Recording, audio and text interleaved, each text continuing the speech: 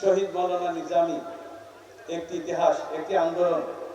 তাকে শহীদ করা হয়েছিল 2016 সালের 10ই মে রাত 12টা 10 মিনিটে। মনে আছে আপনাদের?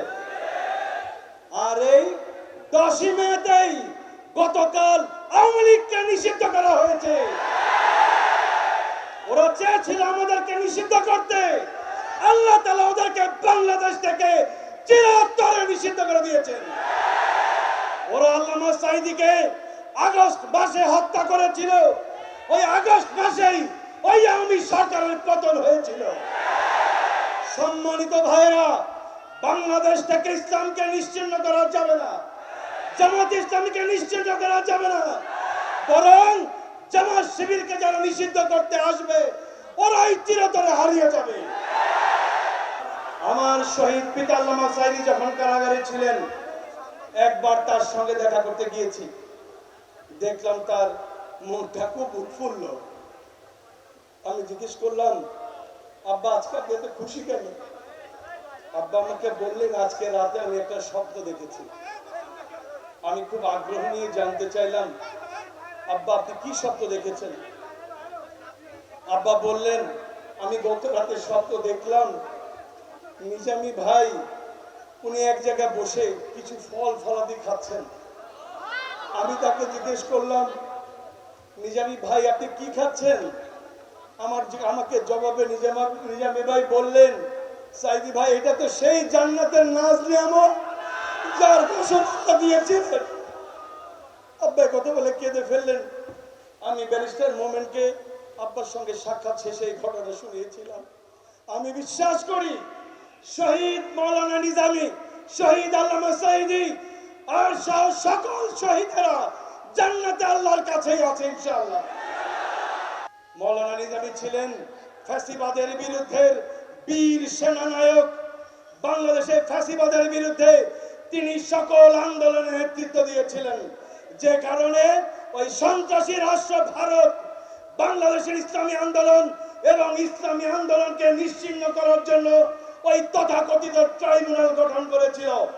ওই ট্রাইব্যুনাল থেকে মিথ্যা সাক্ষী, মিথ্যা রায়ের মাধ্যমে আমাদের নেতৃবৃন্দকে ফাঁসি দেওয়া হয়েছিল।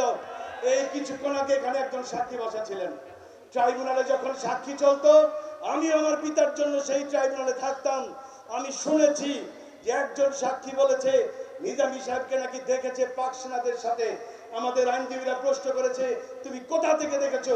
তিনি বললেন, আমি 3.5 কিলোমিটার দূর থেকে দেখেছি। এইরকম গাঁজাখুরি সাক্ষ্যের বিনিময়ে যে বিচারকেরা ফাঁসি রায় দিয়েছিল, ওই বিচারকদের আগে ফাঁসি দিতে হবে। বাংলাদেশ থেকে ওই বিচারকদের থেকে বহিষ্কার করতে হবে। সম্মানিত ভাইরা, অনেক কথা। আমরা শহীদ নিজামী, শহীদ আল্লামা সাঈদী সহ আমাদের সকল শহীদের হত্যার বিচার চাই। আপনারা চান না? আপনারা চান না? তাহলে কিভাবে সে হত্যার বিচার হবে? আমরা কি ওদের মতো মারামারি সন্ত্রাস করব? তাহলে কিভাবে হবে? নিজামী ভাইয়ের সাথে পরিচয় 1970 সনে আর মৌলানা আব্দুল সোহান সাহেবের সাথে পরিচয় 1967 সনে। এই দীর্ঘ সময় তাদের সাথে আমার উঠা বসা ছিল। দুঃখের বিষয়, নিজামী ভাই যখন শহীদ হন, এবং শুধু নিজামী ভাই নয়, আমাদের যারা শহীদ হয়েছেন, আমি তখন জেলখানা ছিলাম। আমি তাদের জানাজায় শরীক হতে পারি নাই।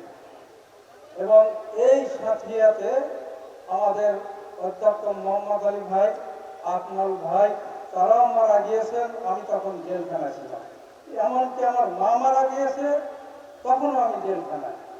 সম্মানিত ভাইরা, আমি এতটুকু বলবো, নিজামী ভাই যখন জামাত ইসলামীর আমিরের দায়িত্ব পালন, ওনার দায়িত্ব যখন আসলো, তখনই নিজামী ভাই যুদ্ধ অপরাধী হিসেবে আবির্ভূত হলেন। তার মানে ওনাকে যুদ্ধ অপরাধী সাজানো হলো।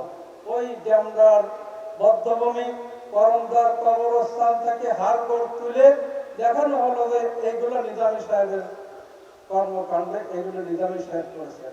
সম্মানিত ভাইরা, আমার কথা সংক্ষেপে এতটুকুই বলবো, নিজামী ভাইয়ের বিরুদ্ধে যারা এখানে সাক্ষী দিয়ে ফাঁসির আয়োজন করেছেন, তারা কিন্তু সাঁচিয়ে বেড়াতে রয়েছে। অথচ মাওলানা দেলোয়ার হোসেন সাঈদীর বিরুদ্ধে সুখরঞ্জন বালি সাক্ষী দেয় নাই, নিজের জীবনের ঝুঁকি নিয়ে সেদিন গোয়েন্দারা তাকে গ্রেফতার করে ভারতে পাঠাইছে, তারপরও সাঈদী সাহেবের বিরুদ্ধে সাক্ষী দেয় নাই।